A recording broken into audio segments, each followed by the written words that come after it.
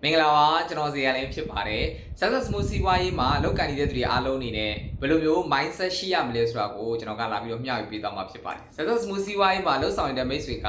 mindset အနေနဲ့ဆိုလို့ရှိရင်၃ခုရှိရမှာဖြစ်ပါတယ်၃ချက်တွေးဆိုတဲ့အရာကိုနားလည်ဖို့လိုအပ်ပါတယ်ပထမဆုံးနံပါတ်1 mindset ကတော့ဒီစီးပွားရေးကကိုယ်ပိုင်စီးပွားရေးလိုမျိုးတွေးခေါ်ရမှာဖြစ်ပါတယ်နံပါတ်2ကတော့ဒီစီးပွားရေးကရေရှည်စီးပွားရေးလိုမျိုးတွေးခေါ်ရမှာဖြစ်ပါတယ်နံပါတ်3ကတော့ဒီစီးပွားရေးကမျှဝေပေးရတဲ့စီးပွားရေးလိုမျိုးတွေးခေါ်ရမှာဖြစ်ပါတယ်ဒီလိုမျိုး၃ချက်ကိုတွေးခေါ်နိုင်မှသာတဲ့မိတ်ဆွေကဒီစီးပွားရေးမှာအောင်မြင်နိုင်မှာဖြစ်ပါတယ်ပထမဦးဆုံးနံပါတ်1ကတော့ကိုယ်ပိုင်စီးပွားရေးဘာကြောင့်လဲဆိုတော့ဒီစီးပွားရေးမှာလာရောက်ပြီးတော့အသင်းဝင်တဲ့ share ဝင်တယ်ဆိုတဲ့ဒါမိမိရဲ့ငွေနဲ့ကိုယ်တိုင်ရင်းနှီးပြီးတော့မြုပ်နှံပြီးတော့စီးပွားရေးလုပ်တာဖြစ်တယ်သူများခိုင်းတဲ့ဒေသလကစားအလုပ်ကိုလာပြီးတော့လုပ်တာမဟုတ်ဘူးဒါကြောင့်မလို့မိမိရဲ့စီးပွားရေးကိုယ်ပိုင်စီးပွားရေးလိုမျိုးတွေးခေါ်ရမှာဖြစ်ပါတယ်ဘယ်လိုမျိုးတွေးခေါ်ရမလဲဆိုတော့ဒါကကိုယ်တိုင်စီးပွားရေးလုပ်တာဖြစ်တဲ့အတွက်ကိုယ့်ရဲ့အချိန်တွေကိုကိုပိုင်နေကိုယ်တိုင်ဝင်ငွေတွေများစွာရရှိဖို့အတွက်ကိုယ်တိုင်ကြိုးစားရမှာဖြစ်ပါတယ်အဲ့တော့တချို့တော်တော်များများဆိုလို့ရှိရင်ဒီမှာစီးပွားရေးတော့လာလုပ်တယ်ဒါပေမဲ့ကိုယ့်ရဲ့ကိုယ်ပိုင်စီးပွားရေးလို့မတွေးကြဘူးသူများခိုင်းမှလုပ်တယ်တင်တန်းဝင်တာပါညာအစသူများပြောမှအကုန်လုံးစစရရထုတ်ကုန်ပစ္စည်းလေးလာတာကလည်းသူများပြောမှ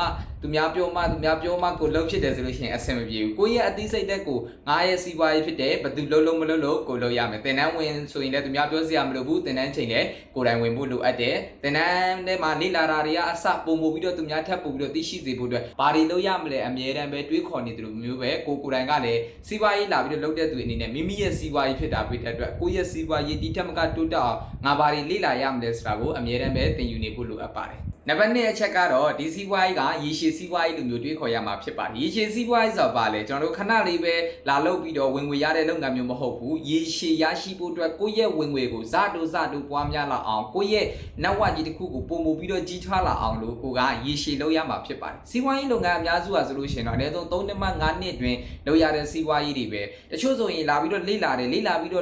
မြန်ဆန်ဝင်ငွေရရှိဖို့အတွက်ကြိုးစားတယ်ဒါပေမဲ့ခဏပဲလာလုပ်တယ်ရေရှည်မလုပ်နိုင်ဘူးဆိုလို့ရှိရင်လည်းဒါလည်းအောင်မြင်မှာမဟုတ်ပါဘူးကိုယ့်ရဲ့စိတ်ဓာတ်ကိုယ့်ရဲ့ mindset နဲ့ကိုယ့်ရဲ့အတွေးခေါ်တွေကိုပြင်ဆင်လာဖို့လိုအပ်ပါတယ်ဒီစီးပွားရေးကရေရှည်စီးပွားရေးကိုရေရှည်လုပ်ရမယ်3နှစ်မှ5နှစ်ဆိုတာကကြာတယ်လို့တွေးရင်တော့ကြာတယ်ဒါပေမဲ့ကိုနေစာလကစားလို့နဲ့ကိုတွဲပြီးတော့လှုပ်ဆောင်သွားမယ်ဆိုရင်3နှစ်မှ5နှစ်အတွင်းမှာကိုယ့်ရဲ့နောက်ဝကြီးကဒီထက်ပို့ပြီးတော့ကြီးမားလာတာတွေများကိုယ်တိုင်ဝင်ငွေတွေရရှိလာစေမှာဖြစ်ပါတယ်ဒါကြောင့်မလို့ကိုစူးစမ်းတယ်တစ်ခါလေမှစူးစမ်းနေတဲ့အချိန်မှာငါမသိသေးတဲ့ຢာတွေရှိတယ်စိတ်ဓာတ်မကြပါနဲ့နောက်လဒီလမရတဲ့ຢာတွေနောက်လဆက်လုပ်မယ်နောက်လအဲ့လိုမျိုးနဲ့တဖြည်းဖြည်းနဲ့ရေရှည်လှုပ်ဆောင်သွားရမှာဖြစ်ပါတယ်ကိုယ့်ရဲ့ဝင်ငွေကိုလည်းဒီလထပ်ပို့ပြီးတော့တိုးလာအောင်လို့ရေရှည်မှာဆိုလို့ရှိရင်လက်ရှိရနေတဲ့ဝင်ငွေထပ်ပို့ပြီးတော့များပြားတဲ့ဝင်ငွေရရှိလာဖို့အတွက်ဆိုလို့ရှိရင်ကိုယ့်ရဲ့လှုပ်ဆောင်ချက်တွေကလည်းရေရှည်ပုံမှန်လှုပ်သွားတာတဲ့အများသိကြပေါက်ရလက်တစ်ခုကရလာစေမှာဖြစ်ပါတယ်တချို့ဆိုရင်ဒီစီးပွားရေးမှာဝင်လာတယ်ထွက်သွားတယ်ဝင်လာတယ်ထွက်သွားတယ်ကိုယ်စိတ်ထဲမှာတွေးတယ်တန်တရားဝင်လာတယ်ဘာကြောင့်သူတို့တွေထွက်သွားတာလဲရေရှည်မတွေးနိုင်ကြလို့ဖြစ်ပါတယ်မိတ်ဆွေက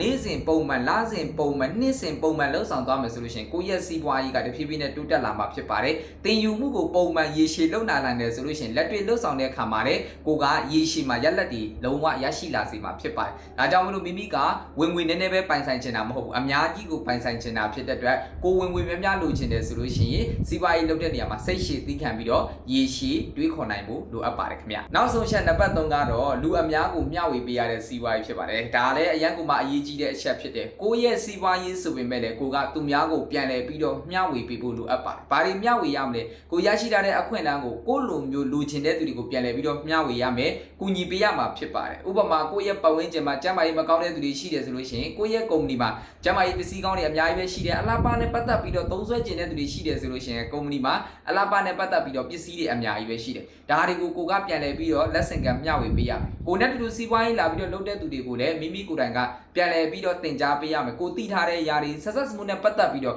ထုတ်ကုန်ပိုင်းဆိုင်ရာအသိပညာရှိလား system ပိုင်းဆိုင်ရာအသိပညာရှိလားလုပ်ငန်းပိုင်းဆိုင်ရာအသိပညာရှိလားအတွေ့အကြုံတွေဒါတွေကိုကိုကနောက်လူတွေကိုပြန်လည်ပြီးတော့လက်ဆင့်ကမ်းမျှဝေပေးရမှာဖြစ်ပါတယ်ကိုယ့်ရဲ့နေ့စ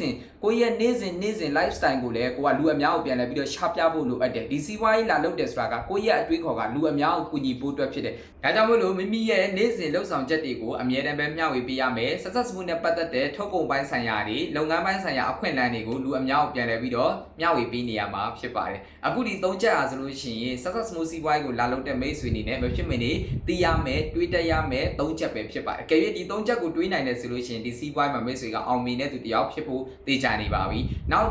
ထပ်ဗီဒီယိုတွေမှာလည်းမိတ်ဆွေတို့သိသိလိုက်တဲ့ success မှုနဲ့ပတ်သက်တဲ့အတွေးခေါ်အသိပညာတွေကိုပြန်လည်ပြီးတော့လက်ဆင့်ကမ်းအောင်မှာဖြစ်တဲ့အတွက်ဒီဗီဒီယိုလေးကိုလည်း like and share လေးလုပ်ပေးကြပါအောင်ခင်ဗျာအားလုံးပဲမင်္ဂလာပါခင်ဗျာ